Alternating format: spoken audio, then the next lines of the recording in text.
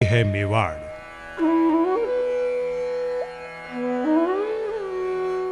राजस्थान के पश्चिमी छोर को स्पर्श करता पूर्व और उत्तर की ओर फैला एक भूखंड।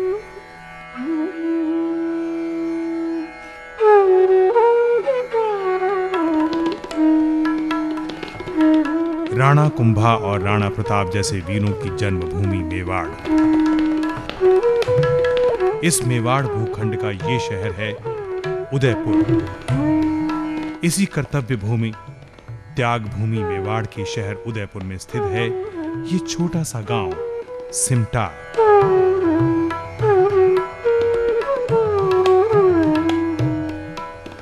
ये है वो बालक जिसके नन्हे पांव ने ठोकर खाई, चोट लगी और यही चोट इस बालक के भविष्य की स्वर्णिम जीवन गाथा का आधार स्तंभ बनी। इस नन्हे बालक का नाम है अंबालाल। अंबालाल का जन्म सन 1910 में उदयपुर के इसी सिमटार गांव में हुआ। आज इस जगह को गुरु पुष्कर नगर के नाम से जाना जाता है।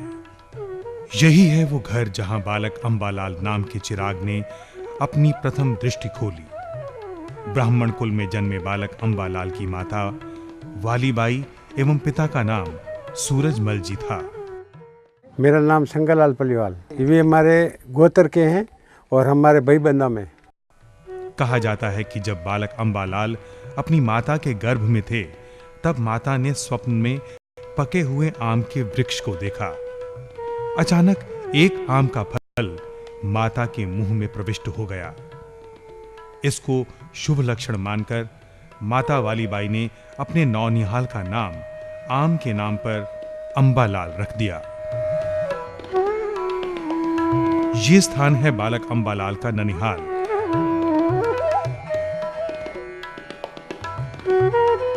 यही वो स्थान है जहां से बालक अंबालाल में चिंतन के बीज फूटे। इसी स्थान पर इस बालक की दृष्टि आस्था के गौरी शंकर को भी लांघने का प्रयास कर गई, श्रद्धा के फूल चढ़ा गई उस ऊंचाई पर।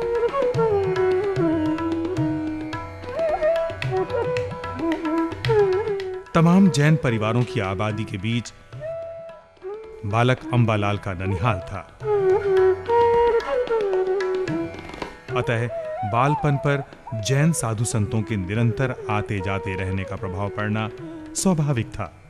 इसी बीच एक रोज समय का कालचक्र घूमा और देखते देखते बालक अंबालाल की माता वालीबाई का मातृत्व एवं ममता का पल्ला बालक अंबालाल के हाथों से छूट गया। माता वालीबाई का देहांत हो गया। माता के निधन ने बालक मन को झकझोर कर रख दिया।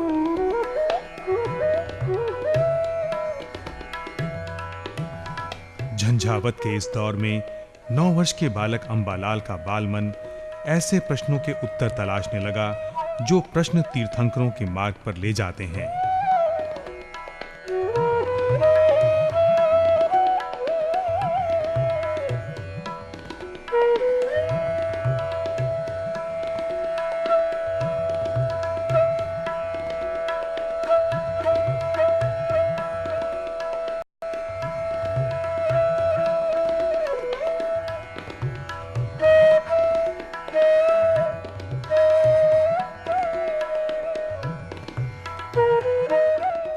मृत्यु क्या है?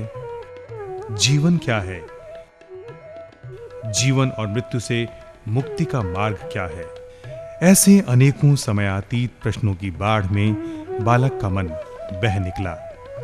प्रश्नों का यही सैलाब बालक अंबालाल को एक ऐसे युग में परिवर्तित करने का निर्णय कर चुका था जिसकी पहचान तीर्थंकरों की श्रेणी में की जाने वाली थी। एक दिन बालक अंबालाल ने देखा कि गांव में कुछ जैन साध्वियां आई हुई हैं। उनमें साध्वी प्रमुखा महासती श्री धूल कुंवर जी को सादर निवेदन किया कि क्या आप ताराचंद्र जी महाराज को जानती हैं? मैं उनसे मिलना चाहता हूं। मैं उनका शिष्य बनना चाहता हूं। तब महासती जी ने कहा था, हम उन तक तुम्हारा संदेश भिजवा देंगे, पर क्या सचमुच तुम साधु बनना चाहते हो? महासती जी की आंखों में खुशी की चमक दौड़ रही थी। हां, अवश्य ही। जब 4 वर्ष पूर्व हमारे गांव में ताराचंद्र जी महाराज आए थे, तब मैं उनसे मिला था। उन्होंने बड़े प्रेम से मुझे अपने पास बैठाया था। बहुत सुंदर सुंदर कहानियां सुनाई थीं। वे बहुत अच्छे थे। मैं उनका शिष्य बनना चाहता हूं। समय बीतता गया। इस बीच बालक अंबालाल प्रकृति के बीच घने जंगलों में विचरण करता। प्रकृति की एक एक छटा को देखकर उसे आत्मसात करता, मानो स्वयं प्रकृतिमय होना चाहता हो। वट वृक्ष की शाखाएं अब विस्तार लेने लगी थीं।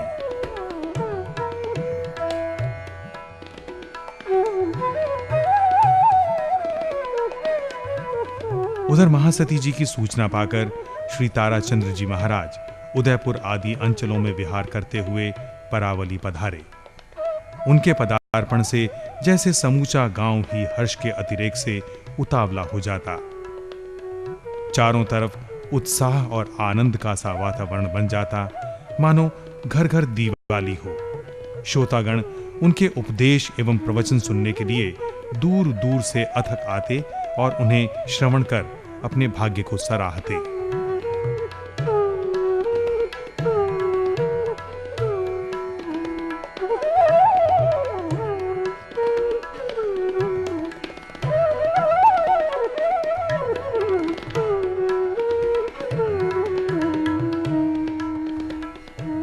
श्री ताराचंद्र जी महाराज के आगमन की खबर बालक अंबालाल तक पहुंच गई। भागा भागा बालक अंबालाल उस स्थान पर पहुंचा जहां श्री ताराचंद्र जी महाराज का प्रवचन चल रहा था। प्रवचन में भृगु पुरोहित का प्रसंग चल रहा था। उसके दोनों पुत्र संयम एवं साधना के मार्ग पर जाना चाहते थे, पर मोहवश माता पिता उन दोनों पुत्रों को रोकने का प्रयत्न कर रहे थे, किंतु बालकों की वैराग्य भावना की दृढ़ता के आगे वे भी नत हो गए। इस प्रसंग ने बालक अंबालाल को और भी अधिक अपने निश्चय पर दृढ़ कर दिया। प्रवचन समाप्ति पर एकांत पाकर बालक अंबालाल श्री ताराचंद्र जी महाराज के पास जाकर जैसे बिलख सा पड़ा। मैं आप श्री की ही प्रतीक्षा कर रहा था। मैं दीक्षा लेना चाहता हूं, आपका शिष्य बनना चाहता हूं। श्री ताराचंद्र जी महाराज ने एक सूक्ष्म दृष्टि बालक पर डाली। बालक की शक्ल में उन्हें एक ऐसा बीज नजर आया जिसमें प्रकृति का असीम सौंदर्य समाया हुआ था। महाराज श्री ने सहर्ष अपनी स्वीकृति प्रदान कर दी।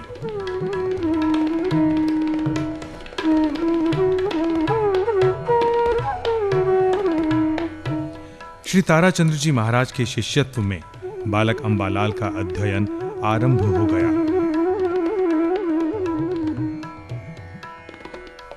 बालक की रुचि जीवन को गढ़ने में थी, ताकि जगत को जीवन के गढ़न की कला सिखा सके।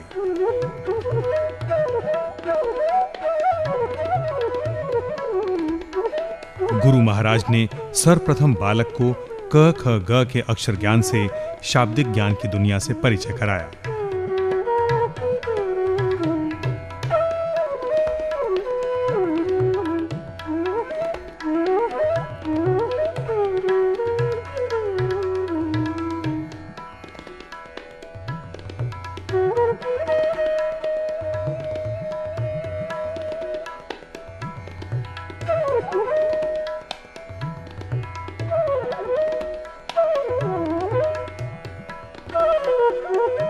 बालक की स्मरण शक्ति एवं प्रखर बुद्धि ने गुरुजी को अचंभे में डाल दिया। गुरुजी के पढ़ाने की गति से कहीं ज्यादा बालक की सीखने की गति तेज थी। इसका परिचय गुरु ताराचंद्र जी महाराज को तब मिला जब नियत समय से कम अवधि में ही बालक अक्षर ज्ञान पूरा करके आनन फानन धार्मिक साहित्य की पुस्तकें धारा प्रवाह पढ़ने लगा। गुरुजी के आश्चर्य की सीमा न रही। देखते ही देखते बालक अंबालाल एक कुशल पंडित की भाषा बोलने लगा, मानो साक्षात सरस्वती ही बालक अंबालाल के मस्तिष्क में विराजित हो चुकी थी।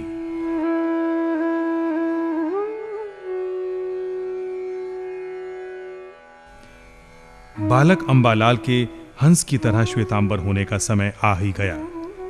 बालक के हंस फिर राजहंस, फिर परम हंस बनने का मार्ग खुल गया।